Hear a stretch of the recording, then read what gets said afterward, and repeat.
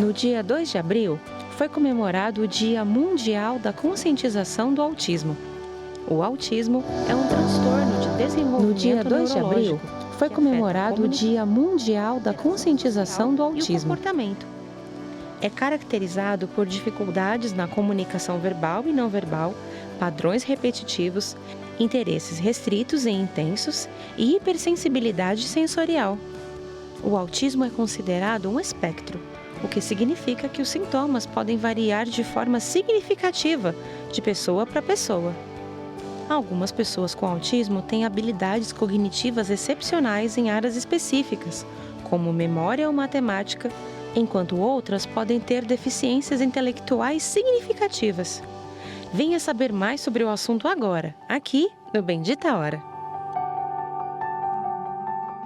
Aqui, a psicóloga Adriana Cassetari. Seja bem-vinda. Muito obrigado, viu? Prazer é Obrigado meu. de estar aqui com a gente para falar. A Adriana, ela é especializada em orientação vocacional, terapia familiar, mapeamento de personalidade, mas interessante, né? E principalmente atende, né, para a família toda, adolescentes, os adultos, os idosos. Isso é muito bom. Ter uma visão completa de tudo isso. Obrigado. Obrigado de você estar vindo aqui falar de um tema tão interessante, tão importante e ter essa visão, né? Clínica, mas também familiar também, né, Adriana? É importante a gente normalizar a palavra autismo. Isso. Acho que isso é importante da gente passar para as pessoas que estão assistindo em casa. Isso é interessante, normalizar. Quando a gente normaliza, né, qualquer... Né, eu acho que também esse é o esforço que tem sido feito também com as pessoas com síndrome de Down. Normalizar para a gente começar a não se espantar e ver como se fosse extraordinário, né? Isso. Mas uma coisa no dia a dia da gente, né? O importante é a gente entender como cada pessoa funciona. E isso quer dizer, tanto em transtorno como no dia a dia. Todos somos iguais, alguns com algumas características diferentes. Diferentes, interessante. Adriana, eu queria começar só para a gente se situar.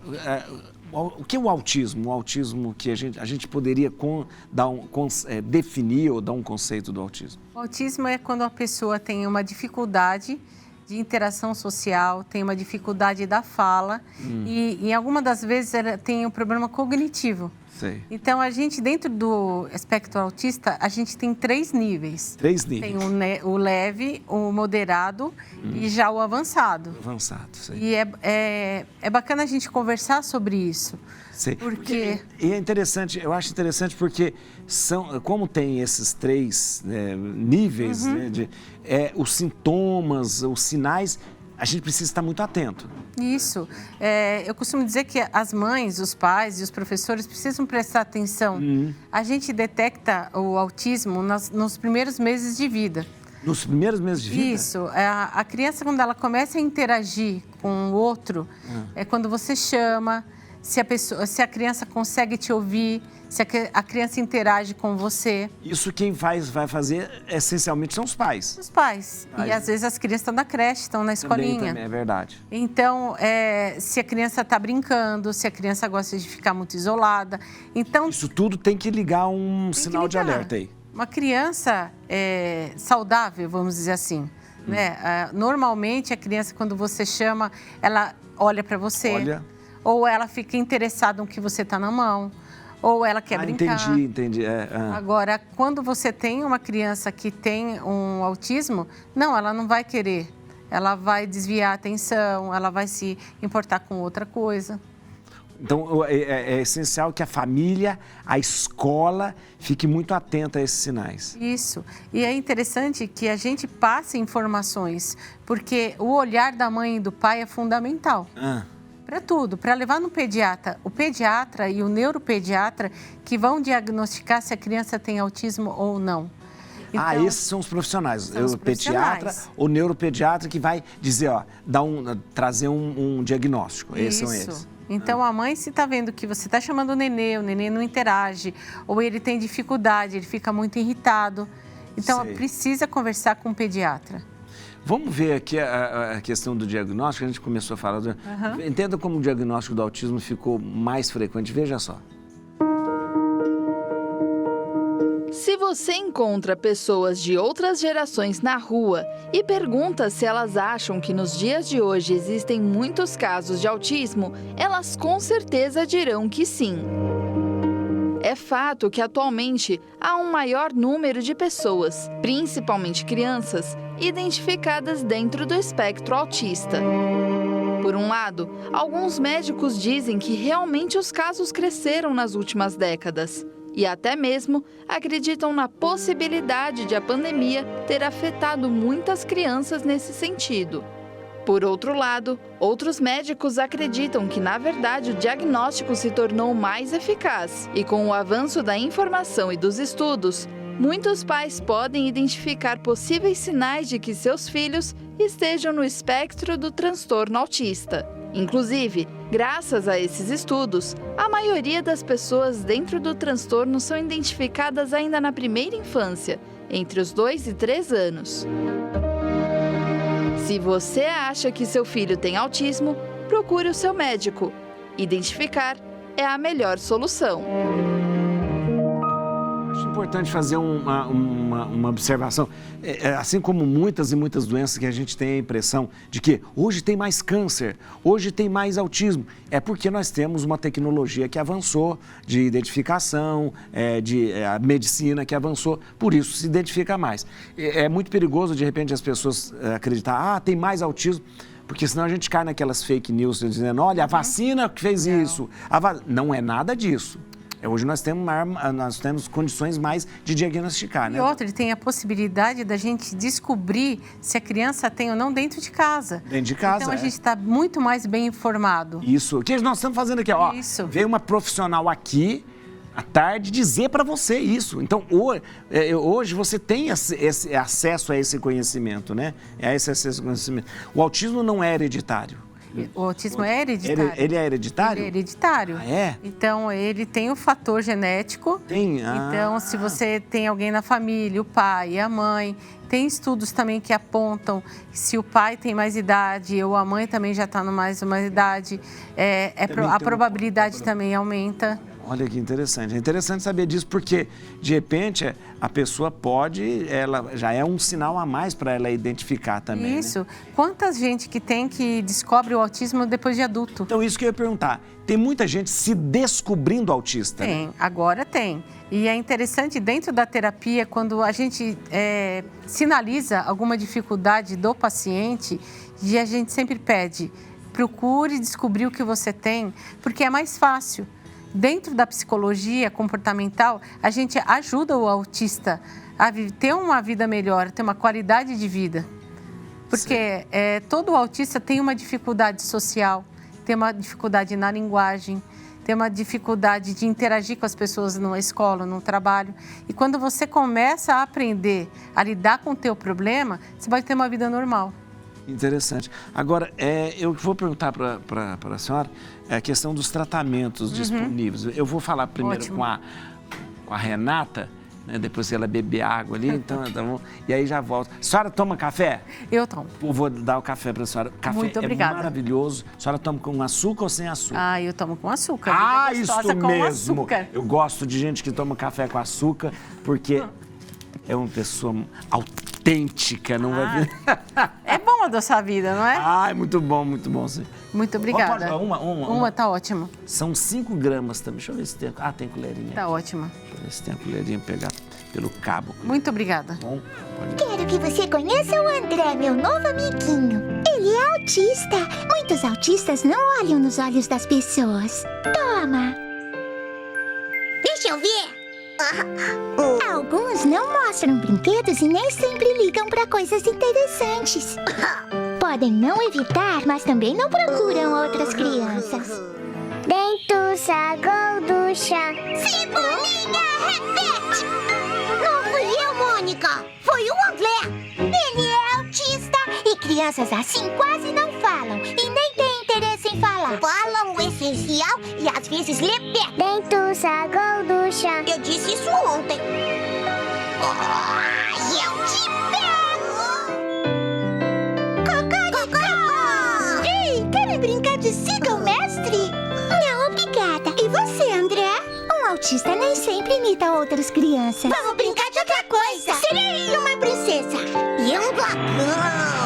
eles também não brincam de faz de conta. Então não dá pra brincar todos juntos. Claro que dá! Os autistas são crianças especiais. Às vezes têm interesses específicos. E podem até fazer certas coisas melhor do que crianças da mesma idade. Por meio de terapia adequada, eles podem chegar a levar uma vida Quase normal. É isso aí, André! Interessante, muito bonita, né? De conscientização.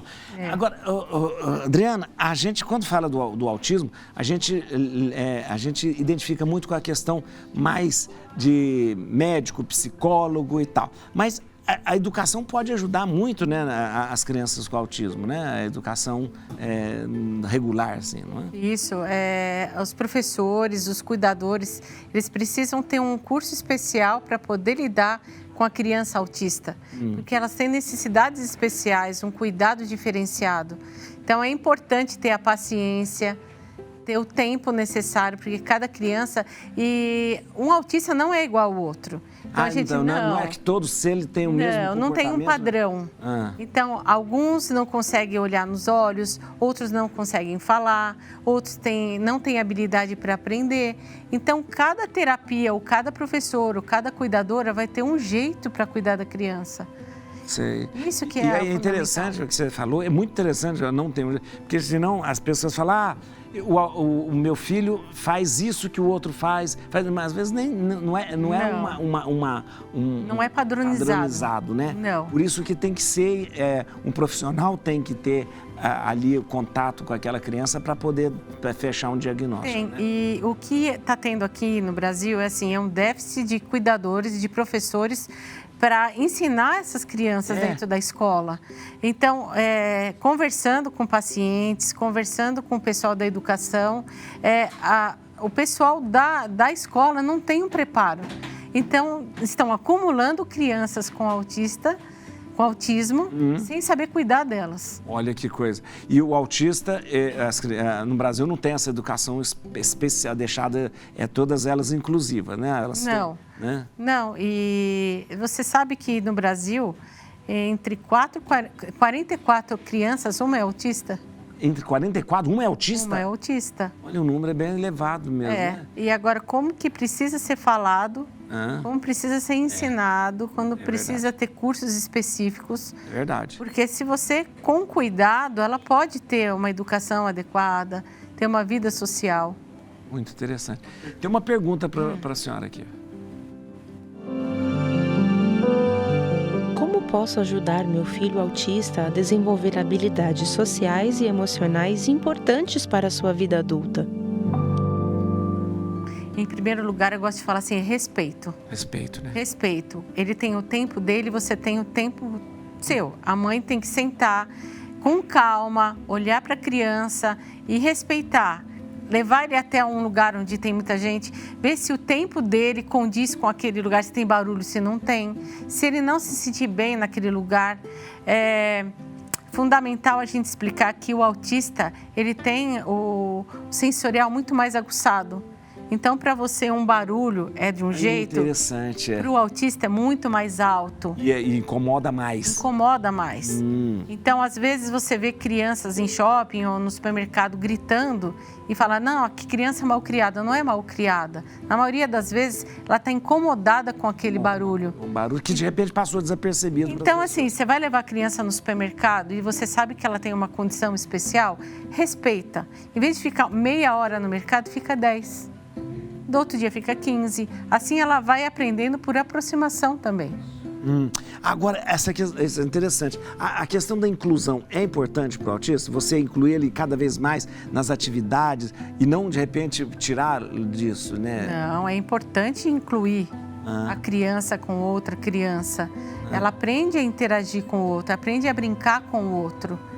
Né? Mesmo que seja mais difícil, mas é importante estimular isso. E ensinar a outra criança que precisa se respeitar o outro. Se ele está numa brincadeira e dentro da brincadeira ele quer se ausentar, tá tudo bem, ele tem o tempo dele. Se ele está pintando e de repente ele levanta e sai, tá tudo bem. Então, não obrigar a criança autista a fazer o que a outra está fazendo, mas respeitar a condição dele. E a questão do autista, ele precisa sempre ter, como a senhora diz, o acompanhamento do médico, o acompanhamento ali que vai dizendo. Quem vai dizer para os pais que é autista é o médico. Os pais podem identificar, né? E pode até sugerir ao médico, falar, tô achando uma coisa estranha. Isso é fundamental. O olhar carinhoso do pai da mãe, como que a criança está interagindo dentro de casa, com o irmãozinho. Então, o primeiro passo é o pai e a mãe levar no médico e mostrar as características que ele está vendo diferente na criança. Interessante. Sabe que o apresentador Marcos Mion, todo mundo sabe, nunca escondeu de ninguém o seu filho Romeu, né? O Romeu é autista, muito pelo contrário, ele sempre tem muito orgulho em mostrá-lo e isso tem feito um bem danado para muitas e muitas famílias que têm filhos autistas, que têm cada vez mais também colocado e falado. E talvez o Marcos Mion seja o grande embaixador hoje, né, dessa conscientização do autismo. Veja esse depoimento do Mion. Desde o dia 27 de dezembro de 2012, de acordo com a lei número 12.764, conhecido como Lei Berenice Piana, a pessoa com transtorno do espectro autista é considerada pessoa com deficiência para todos os efeitos legais. E isso envolve muita coisa, porque com essa lei, autistas e suas famílias conquistaram direitos que antes não poderiam usufruir. Eu começo falando sobre um direito conquistado que é de extrema utilidade, principalmente para pais de crianças que não conseguem esperar. Aos pais de crianças que ficar na fila é um convite a uma crise nervosa, que é o atendimento preferencial. Eu sei bem do que eu estou falando, porque eu já tive esse direito negado. Inclusive o funcionário da empresa aérea, eu estava no aeroporto embarcando num avião, ele fez questão de gritar para todo mundo da fila lá do embarque o seguinte: essa pessoa aqui está querendo furar a fila porque é famosa. Ou seja, ele simplesmente ignorou o que eu tinha falado para ele sobre autismo. Ele não tinha o menor conhecimento sobre os direitos do meu filho. E ele gritou isso para todo mundo, aquela fila gigante de embarque atrás de mim. Fui vaiado, meu sangue ferveu, até porque eu nunca faço uso da minha posição profissional para nenhuma vantagem. A minha história de ter negado atendimento especial e ter sentado na fila das mães na ACD, ela é famosa e ela é verdadeira. É como eu acredito ser o certo. Mas aqui, meu amigo, não vem tirar um direito do meu filho, não. Principalmente por ignorância. Bati o pé, respondi a duas pessoas que estavam lá querendo causar em cima da situação. Um até era um senhor que depois que ele viu o Romeu se desculpou. E o outro ficou quieto. Mas ficou quieto porque ouviu bastante, poucas e boas. Mexe com meus filhos, mano. Antes da decolagem, eu fui pro Twitter e desabafei. Marquei a empresa e 45 minutos depois, porque era um voo até o Rio de Janeiro só, São Paulo-Rio, quando a porta do avião abriu, já tinham lá representantes da empresa me esperando no corredor para se retratarem. E eu vi que a notícia tinha corrido pelas redes sociais e que mais uma vez eu usei do meu megafone, do meu poder de penetração, conquistado com anos de vida pública, para lutar pelo autismo. Que bonito, viu? E é interessante, pessoas assim, que têm voz, que têm os meios de comunicação, precisa mesmo falar, precisa fazer isso que você está fazendo, vindo à televisão, falar dos direitos, falar da conscientização, mostrar como se detecta, né, qualquer diferença. Isso é muito importante, porque sempre a informação vai ser o grande remédio, o grande caminho também. A gente precisa falar de saúde mental. Anteontem eu fiz um vídeo na minha rede social falando disso. Como a gente tem vivido cenas terríveis. Sim. E pouco se fala da importância de procurar um psiquiatra, a importância de procurar um terapeuta, a importância da qualidade de vida. E a gente precisa falar da qualidade de vida dos pais dos autistas também. Isso é importante, é verdade. Porque eles estão sobrecarregados, você viu o depoimento, como gera um estresse. Então, a gente precisa ter uma rede de apoio. A vida é assim, um precisa do outro, um precisa ajudar o outro. E o nosso trabalho, você e eu, aqui mostrando para o outro que é normal, a gente precisa falar normalmente sobre a doença mental, sobre a dificuldade de uma pessoa que tem uma deficiência mental. Tem uma pergunta da Evelyn. Evelyn Amazon, como diferenciar a timidez e introspecção de um autista? Isso é importante. Importante, né? Então, às vezes a pessoa é tímida, eu tenho vergonha, eu fico vermelha, é assim, às vezes eu falo, devagarinho eu vou me chegando, agora o autista não. Ele tem dificuldade de ter um contato olho no olho, ele tem dificuldade de chegar perto de você, ele não gosta do toque. Não gosta do toque, isso é uma coisa interessante. E a gente, ele tem muito, a pele é muito sensível ao toque, então se para você passar a mão é normal, para ele é como se você estivesse apertando. Então, incomoda, né? Incomoda. Então, o outro incomoda. Agora, a timidez, não. Devagarinho, você vai aprendendo a lidar com a situação. O autista, não. O tímido, você sabe que ele é tímido porque ele enrubesce, ele tenta... O autista é diferente. Não, ele se esconde. Ele se esconde, né? Ele se esconde. Ele quer ficar isolado. Isso dá segurança para ele, no caso ali, né? E não adianta forçar, né? Não. Não adianta forçar, você não pode... Você tem que entender essa situação. E a gente não pode forçar nem o tímido, nem o autista. É verdade. Não. Isso é verdade. Porque o tímido você pode causar um trauma muito grande, né? Não, a gente tem que respeitar. Você é tímido, para que você vai expor o outro? É verdade. Então, calma, eu acho que o respeito é fundamental. É verdade, tem razão. Nossa, eu queria agradecer. Muito obrigado, viu, Adriana? Eu que Adriana agradeço. Cassetari, Adriana é psicóloga. Eu queria muito que você seguisse a Adriana no Instagram, né? E a Adriana falou para ela fez um vídeo, ela sempre tem conteúdos no seu Instagram, tenho, né? sim. Tem sempre bastante conteúdo que vai ajudar você, ó. @Adriana Cassetari, tudo junto, @Adriana Cassetari, com 2 S, né, gente? Tá aí, faz direitinho aí. E também você pode entrar no site dela, adrianacassetari.com.br, adrianacassetari.com.br, para informações, para se instruir, para ajudar e também aquilo que a gente falou aqui, o mais importante é que a gente tenha informações. A informação acaba com preconceito, a informação acaba cura, a informação cura, viu, gente? Obrigado, viu, Adriana? Eu agradeço. Feliz Boa Páscoa. Para você, viu? Feliz Páscoa. Muito obrigado vocês, viu, que ficaram com a gente. Queria muito que você celebrasse bem a sua Páscoa, né? Nós estamos vivendo esse momento bonito, importante da nossa fé, mas também um momento que da gente celebrar, né, essa vitória sobre a morte, sobre a dor, sobre a cruz, tudo isso, viu? A gente vai encerrar o programa de hoje com um clipe produzido para o Dia Mundial do Autismo, com a música Amor e Mais Nada, do compositor Cássio Petronilho. Obrigado, muito obrigado. Deus abençoe. Amanhã, ao meio-dia, tem Rosário da Vida e uma feliz Páscoa para você.